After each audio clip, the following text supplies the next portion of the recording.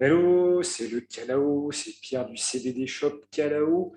Je vais vous présenter les 27 variétés de cannabis qui sont autorisées en France à ce jour. Ouais, vous allez me dire, mais c'est un truc de fou. Je savais pas qu'il y avait plusieurs variétés de cannabis, 27, mais en fait, il y en a beaucoup, beaucoup plus que ça. Il y en a plein, plein, plein.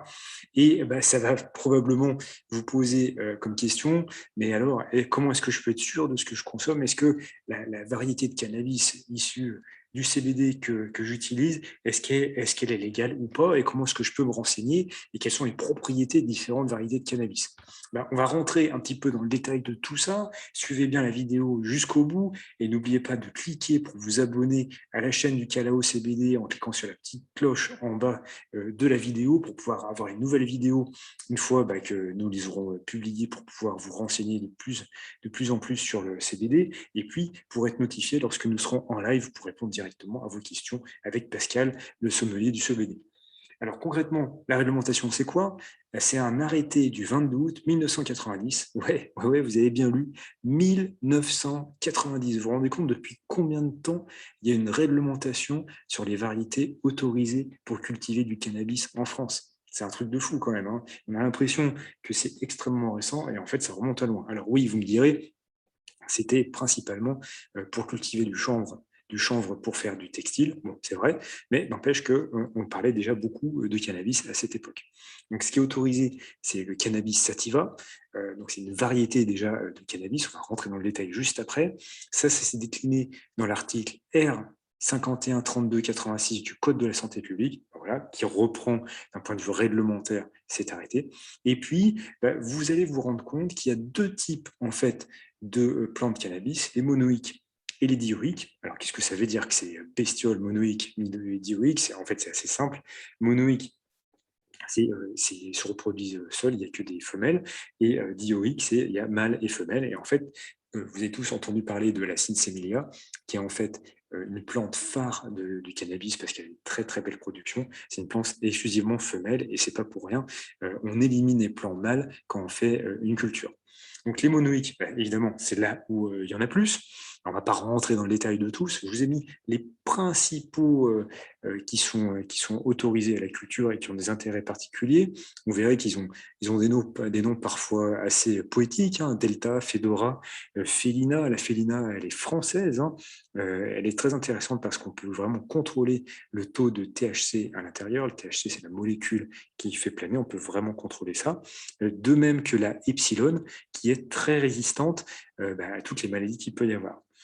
On est assez balèze en France pour cultiver le cannabis finalement, parce que on a la Fibon et on a aussi la Futura, qui est aussi française, qui est polyvalente et qui a un taux de CBD aux alentours de 3%, donc un très bon taux de CBD pour ses fleurs. Ensuite, on a la Santica et l'USO. La Santica est également très très bien pour le CBD parce qu'elle a un taux de THC qui est très faible et un gros taux et un gros pourcentage de CBD qui est produit dans ses fleurs.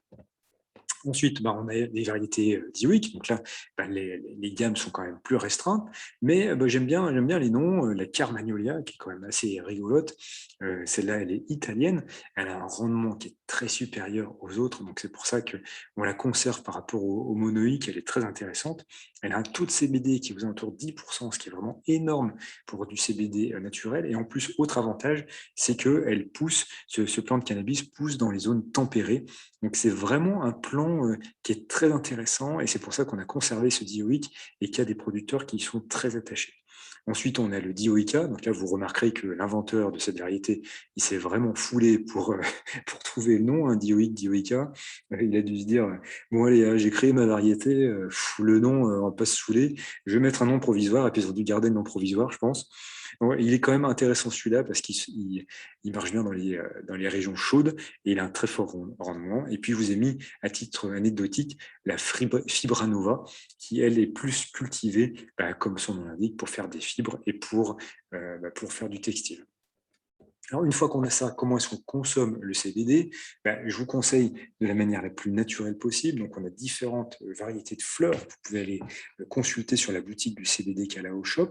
Vous avez différentes variétés de résines qui sont plus puissantes que les fleurs, donc pour les utilisateurs plus expérimentés. Et puis ensuite, on a l'huile.